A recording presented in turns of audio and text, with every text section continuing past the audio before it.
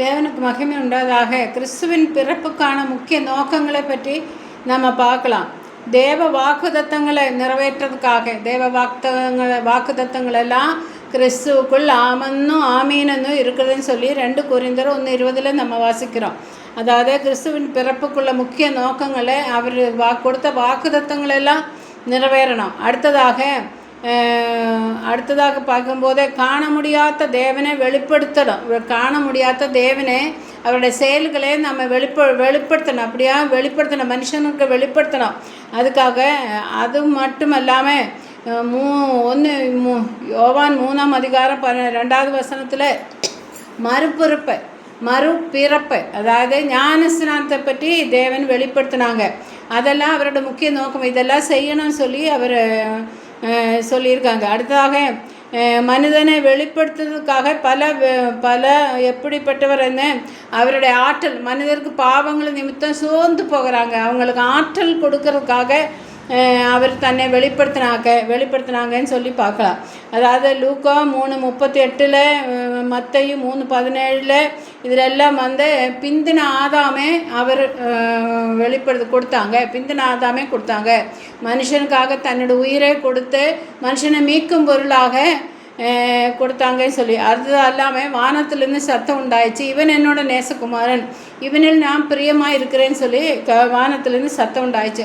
இதெல்லாம் தேவன் வந்ததினோட ஒரு நோக்கம், புதிய காரியங்கள் வெளிப்படுத்துறதுக்காக, மனுஷனை இன்னும் மனுஷர்களுக்கு அது ஒரு நம்பிக்கை உருவாக்குறதுக்காக. அதாவது தேவனுக்கும் மனுஷனுக்கும் இருக்கிற மத்தியஸ்தன் அது இயேசு கிறிஸ்து மட்டும்தான். 1 தீமோத்தேயு 2:5 வாசிக்கலாம், அது இயேசு கிறிஸ்து மட்டும்தான்.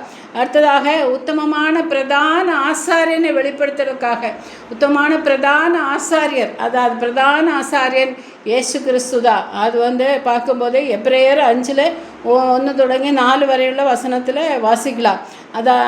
அது மட்டுமல்ல, சாத்தானே அவனுடைய செயல்களை அழிப்பதற்காக தேவகுமாரன் வெளிப்பட்டாங்கன்னு சொல்லி பார்க்குறேன். 1 யோவான் 3:8 அதாவது யாக்கோபிலும் இருக்குது அந்த வசனம். அதாவது சாத்தாண்ட கிரியைகளை அழிக்கிறதுக்காக தேவகுமாரன் வெளிப்பட்டாங்க. அடுத்ததாக பார்க்கும்போது பாவத்துக்கு பரிகாரம் ஏற்படுத்துவதற்காக 1 யோவான் 3:5 மார்க் 10:45 கூட எழுதியிருக்குது.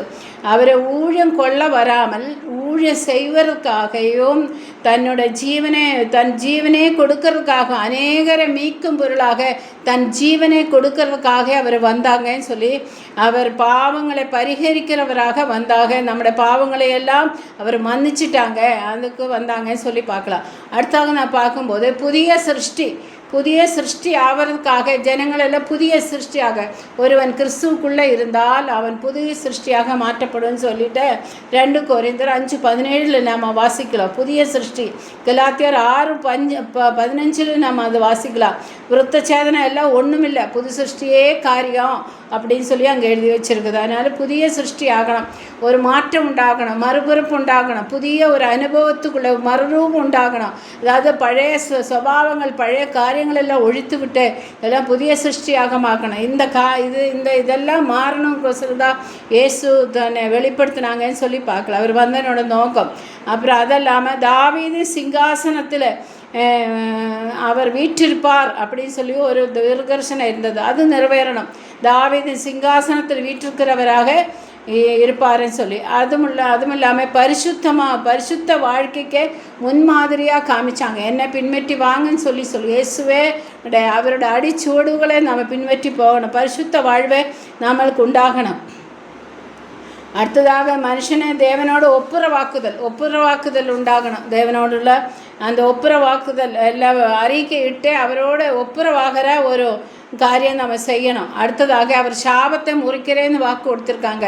நம்ம முன்னோர்கள் செய்த பாவம், நாம் செய்த பாவம், நம்ம எல்லா காரியங்களும் அதெல்லாம் ஒரு சாபமாக மாறுகிறது. நம்ம முன்னோர்கள் எல்லாம் விக்கிரகாராதனைக்குள்ள அதெல்லாம் சாபமாகி மாறக்கூடாது. அந்த சாபத்தை முறிக்கிறவராக அவர் சிலுவையில் தொங்கினாங்க, சாபத்தை எல்லாம் மாற்றினாங்கன்னு சொல்லி பார்க்கலாம். அடுத்ததாக இருதய உடைந்தவர்களை அவர் குணமாக்குவார்.